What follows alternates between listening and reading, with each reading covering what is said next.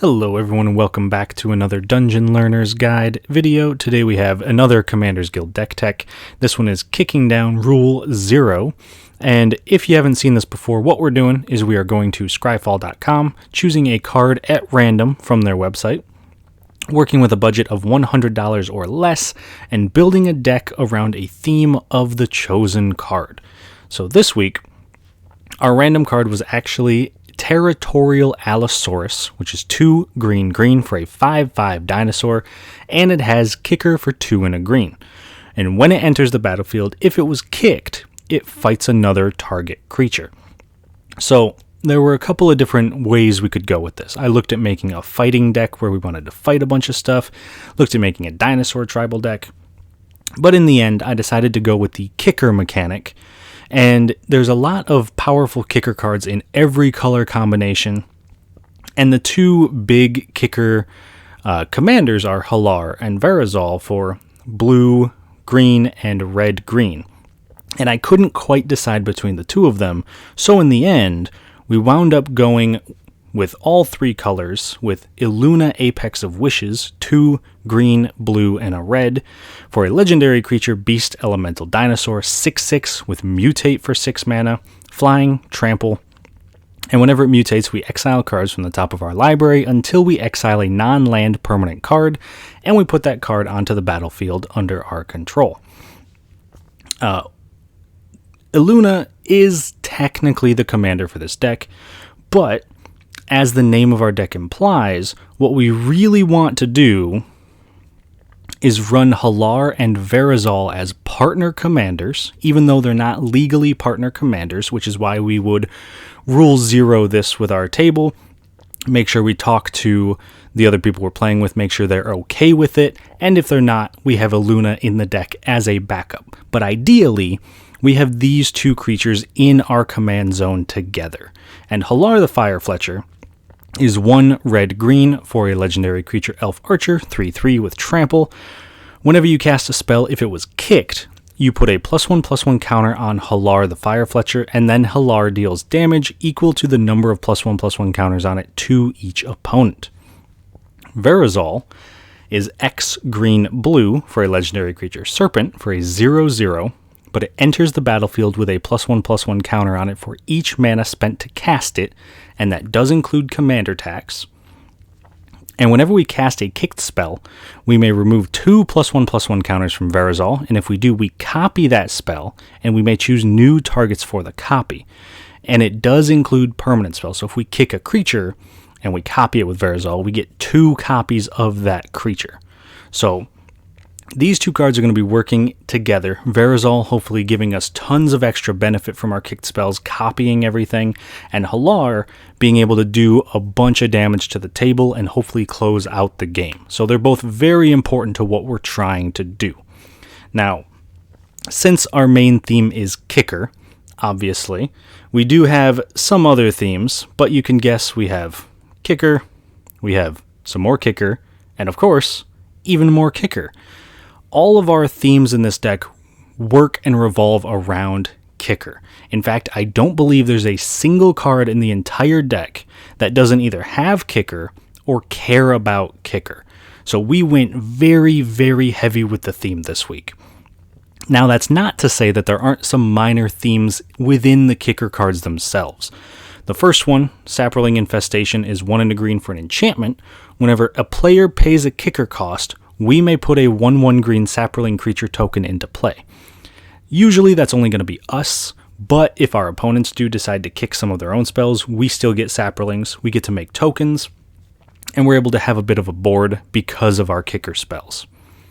Vastwood Surge, 3 and a green for a sorcery with kicker 4, and we search our library for up to 2 basic lands, put them onto the battlefield tapped, then shuffle, and if this spell was kicked, we can put 2 +1/+1 counters on each creature we control. So ramp is a very important theme for this deck. We need a ton of mana to be able to do what we're doing. Kicker is super expensive, so Vastwood Surge for 4 mana gets us 2 basic lands. Phenomenal. But if we already have a bunch of lands, we can put two +1/+1 counters on each creature we control. So if we've had Saproling Infestation going, we can make our board massive. And the last card I want to highlight is Verdaloth the Ancient, legendary creature Treefolk for 6 mana, 4/7 with kicker X. Saproling creatures and other Treefolk creatures get +1/+1, and when it enters the battlefield, if it was kicked, we put X 1/1 green Saproling creature tokens onto the battlefield. So again, another way to make a bunch of tokens, a way to pump our tokens. We are hoping to be able to swarm our opponent not only with all of our tokens, but also with massive creatures like Verdaloth. And so, to go along with our themes, well, our theme, I suppose, in Kicker, we do have some key cards that I also want to highlight. The first one, very similar to Saproling Infestation, we have Roost of Drakes. It's 1 blue for an enchantment, Kicker 2 and a blue. When it enters the battlefield, if it was kicked, we make a 2/2 blue Drake creature token with flying. And whenever we cast a kicked spell, we create a 2/2 blue Drake creature token with flying. So we are able to get this down on turn 1, immediately start kicking our spells, start pumping out 2/2 flyers, or if we have the mana, we get it a little bit late game, we can kick it on the way down, make a Drake right away, and immediately put a bunch of bodies in the air that are very hard for our opponents to deal with. They've got flying, they're a little bit bigger than 1/1s, they're not super big, but they're gonna get the job done. The next card, Vine Gecko, and this little lizard doesn't look like much. It's 1 and a green for a 2/2 elemental lizard. The first kicked spell you cast each turn costs 1 less to cast, and whenever we cast a kicked spell, we put a +1/+1 counter on Vine Gecko. So it doesn't look like much right off the bat, but giving us a discount on all of our kicked spells is huge. Being able to take even Roost of Drakes down from costing 4 total mana to 3 total mana can mean that we are casting our kicked spells a turn earlier than we should be. And whenever we cast a kicked spell, not just the first one, not just the discounted one, but any kicked spell, we get to put a +1/+1 counter on Vine Gecko, making it a threat on its own. And our last card is Coral Helm Chronicler, 2 and a blue for a Merfolk Wizard 2/2. Whenever we cast a kicked spell, we draw a card and then discard a card. So it's going to let us loot for things that we need, able to find some of the cards that might help us in our current situation. And when it enters the battlefield, we look at the top 5 cards of our library. We may reveal a card with a kicker ability from among them and put it into our hand, putting the rest on the bottom in a random order. This is huge, being able to draw cards when it comes in. Again, every single card in this deck, except for basic lands, cares about kicker or has kicker itself. So being able to search for a card, dig for a card, draw a card when it comes in, Coral Helm Chronicler does quite a bit more than you would expect. Now, we've gone through our themes, we've gone through our key cards. I do want to take a look at some cool interactions I found while putting this deck together. The first one involves a card we've already talked about, Vine Gecko, plus Rite of Replication. Rite of Replication is 2 blue, and it has kicker for 5, so it would be 9 total mana if we kick it. And we create a token that's a copy of target creature, but if the spell is kicked, we create 5 of those tokens instead. Vine Gecko will reduce this by 1, so it would be 8 when we first cast it for its kicker cost. And if we copy Vine Gecko with Rite of Replication kicked, we get 5 additional Vine Geckos. That's 6 total. That means that the first kicker spell we cast each turn is reduced by 6 generic mana. So that means we can cast things for 1, 2, maybe 3 mana. And every time we kick a spell, we're putting a +1/+1 counter on all of our Vine Geckos. This becomes a massive threat very, very quickly. And if we're able to get this combo going or this interaction going, we can definitely put a massive hurt on some of our opponents. And another interaction that I thought was kind of cool is between Seagate Stormcaller and Maddening Cacophony. Seagate Stormcaller is 1 and a blue for a 2/1 human wizard with kicker for 4 and a blue, and when it enters the battlefield, we copy the next instant or sorcery spell with converted mana cost 2 or less we cast this turn when we cast it. If the Stormcaller was kicked, we copy that spell twice. Maddening Cacophony is 1 and a blue. It's only 2 mana, very relevant. For a sorcery, also very relevant when we're talking about the Stormcaller, with Kicker 3 and a blue, where each opponent mills 8 cards, but if the spell was kicked, instead each opponent mills half their library rounded up. Now the way that this actually works is Maddening Cacophony is always a 2 mana spell. Even if we kick it, it's still 2 mana. So when we copy a kicked Maddening Cacophony, the copies recognize that the spell has been kicked, so the copies are also kicked. Which means if we can kick a Seagate Stormcaller and then cast a kicked Maddening Cacophony, which is a lot of mana, not going to lie, that winds up being about 12 mana total. Actually, I think I'm off. I think it's 13 mana. But that means we would get 3 copies of Maddening Cacophony, each kicked, each milling our opponent for half their library rounded up. If we can do that on, say, turn 10, so our opponents have gotten 10 cards out of their library, just to make life easy, that's 90 cut in half 3 times. So it goes down to 45, it goes down to 23, and then it goes down to 12. So all of a sudden, our opponent's decks go from 90 cards to 12 cards, which is a huge swing in our favor, and if maybe we have some way to recur Maddening Cacophony, do it again, we can just end the game right then and there. Nice and easy. So, overall, we've taken a look at some cards. If you've noticed, none of the cards we've looked at have been super expensive.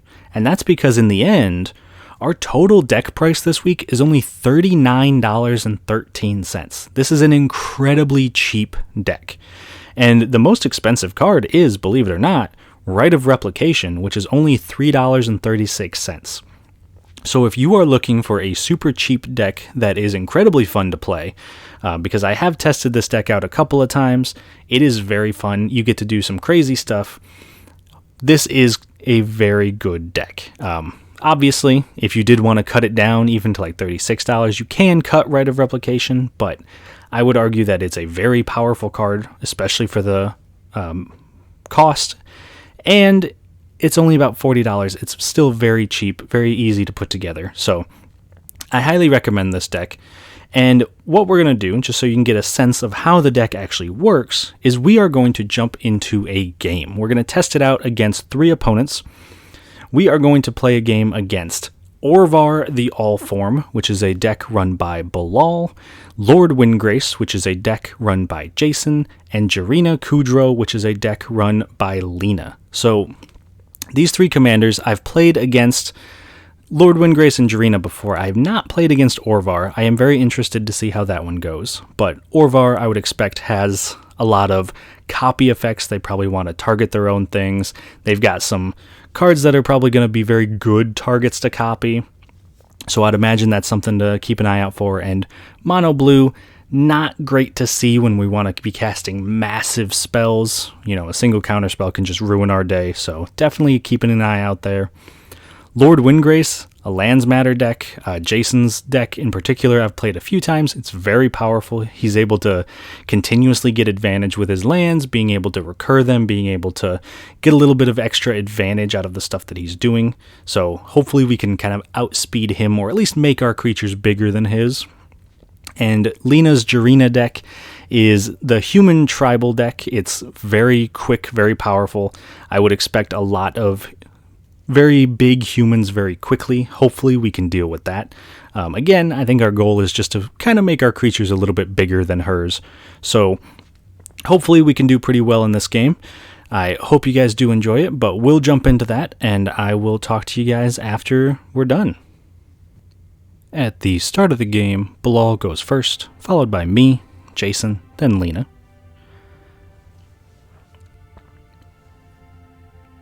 On Bilal's first turn, he plays an island. I play a Myriad Landscape. Jason plays an Overgrown Tomb tapped.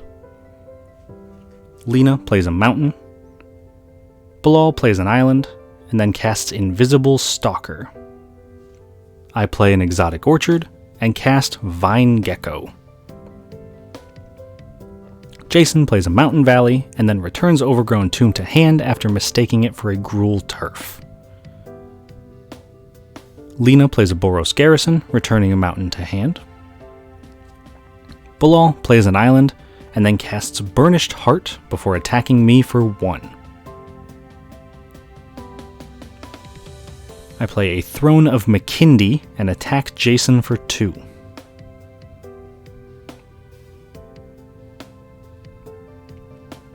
Jason plays a Snow-Covered Forest, and then casts Dryad of the Elysian Grove, before playing a tapped Overgrown Tomb, thanks to the Dryad, allowing him to play an extra land. Lena plays a Swamp, and then casts an Orzhov Signet. Bilal plays an island, and casts his commander, Orvar the Allform. At the end of his turn, I crack my Myriad Landscape, putting 2 forests into play. Then on my turn, I play an island, and cast Verazol the Split Current for 5. I then attack Lena for 2 with the Vine Gecko.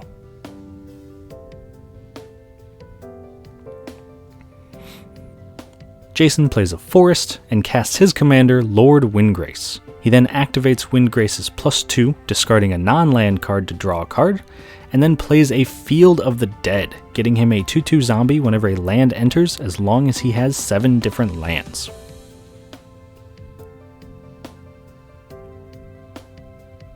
Lena plays a mountain, and then casts a Frontier Warmonger, giving any creature menace if it attacks her opponents.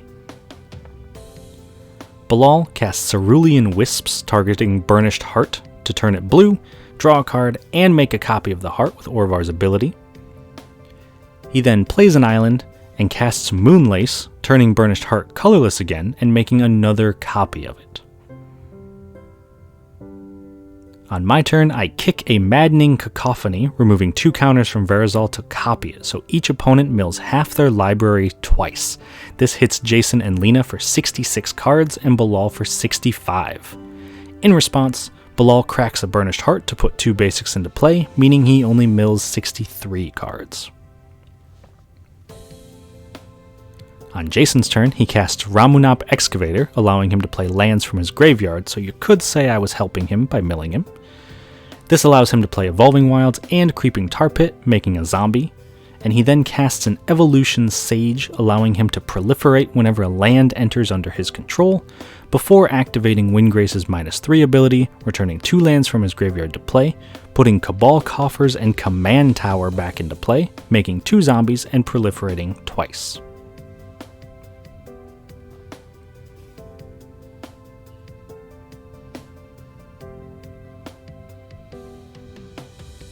On Lena's turn, she plays an Evolving Wilds, and then casts a Thraben Doomsayer. Bilal plays an island, and casts Scholar of the Lost Trove, allowing him to cast an instant, sorcery, or artifact from his graveyard. He chooses to cast a spell that targets the Scholar, making a copy of it and letting him repeat this process. This happens 14 times, leaving Bilal with 14 copies of Scholar of the Lost Trove. He ends the chain by casting Early Frost to tap one of his lands, making a copy of an island. In my upkeep, Jason cracks his Evolving Wilds for a swamp, making a zombie and proliferating, and then I cast and kick a Breath of Daragaz, copying it with Verazol to do 8 damage to each creature and player. In response, Bilal casts Withdraw to return Scholar of the Lost Trove and Orvar to his hand. The board wipe then resolves, destroying all creatures. On Jason's turn, he casts a Nesting Dragon, making him a Dragon Egg whenever a land comes into play, and then plays a Rakdos Carnarium, returning a mountain to hand and making a zombie and Dragon Egg. He then activates Windgrace's +2, discarding a mountain to draw 2 cards. And at the end of his turn, Lena sacrifices her Evolving Wilds to put a swamp into play since I milled all of her plains. She then plays a Myriad Landscape and casts her commander, Jirina Kudro, making a human token.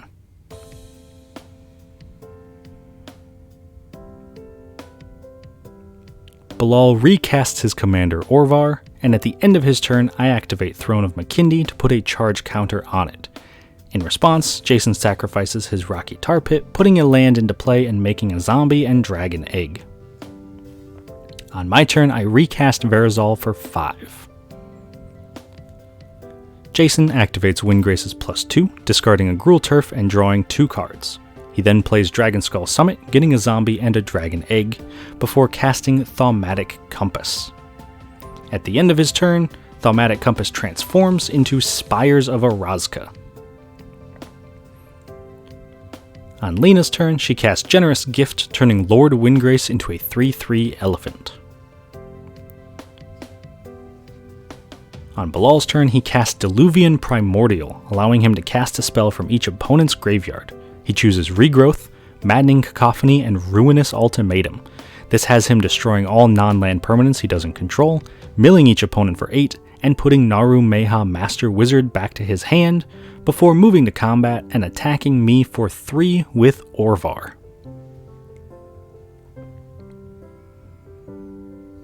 On my turn, I play an island, and then I kick an Oran Reef Recluse to destroy Diluvian Primordial.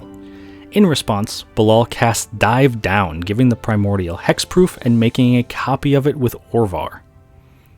In response to that, Jason casts Terminate to destroy the Primordial. Also, still in response, Bilal casts Trickery Charm to give the Primordial flying, and this should make him a second copy of the Primordial, but we unfortunately miss the second trigger. As the copy comes in, he's able to cast Splendid Reclamation and Increasing Devotion, putting all lands from his graveyard into play and making 10 1/1 human tokens. I then pass to Jason, who recasts Lord Windgrace and activates his -3, returning Jund Panorama and a snow-covered swamp to the play, making 2 zombies, sacrificing Jund Panorama, putting a forest to play, making another zombie, which also lets him return a Centaur Vinecrasher to play, which enters with a +1/+1 counter for each land in all graveyards, so it's a 64/64 with trample, and then he plays a forest for turn, making another zombie.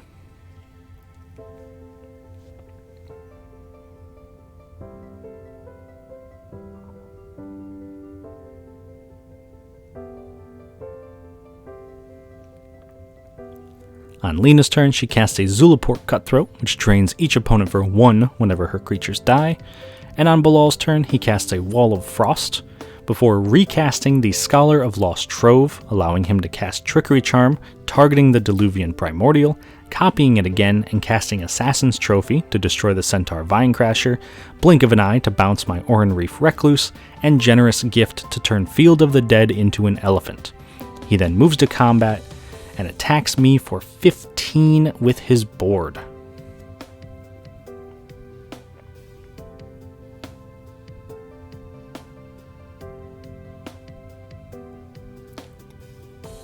Thankfully, before the damage, Jason uses his Spires of Orazca to pull the Diluvian Primordial out of combat, making it so that I only take 10 damage.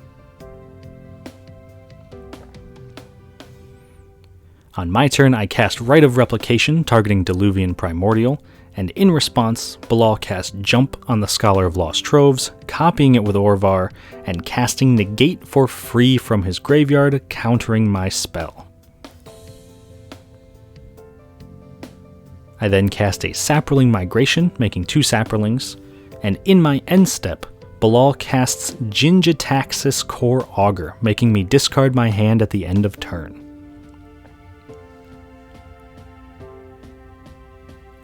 On Jason's turn, he activates Windgrace's -3, putting 2 lands from the graveyard to play and killing the Planeswalker. This returns Field of the Dead and a Swamp, making 2 zombies.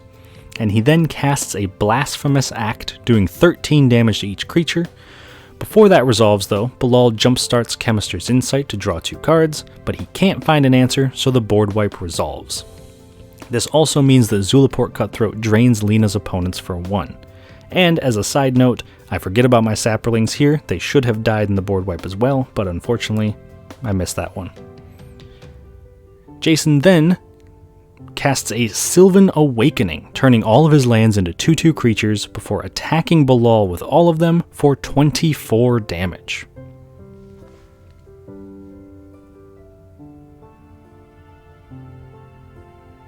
On Lena's turn, she recasts her commander Jarina, making 2 human tokens, and putting a +1/+1 counter on all of them thanks to the Dearly Departed in her graveyard. Bilal recasts Orvar, and then casts a Mana War, bouncing one of Lena's human tokens. On my turn, I recast Verazol for 6.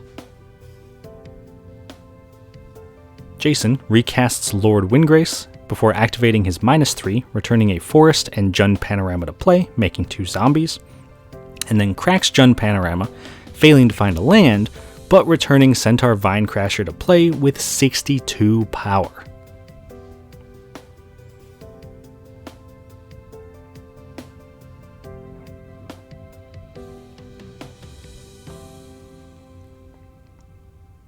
On Lena's turn, she casts Trin, Champion of Freedom, followed by Sanctuary Blade.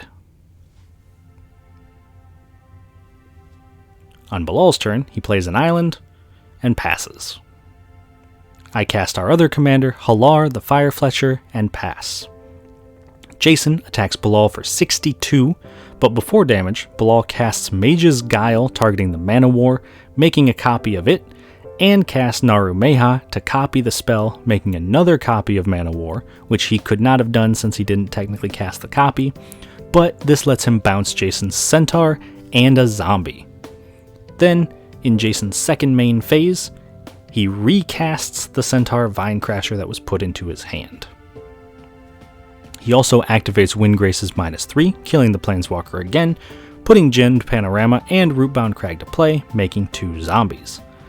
Lena casts a Cavalry Pegasus, which gives her humans flying when it attacks, equips Jurina with Sanctuary Blade, and giving her protection from blue.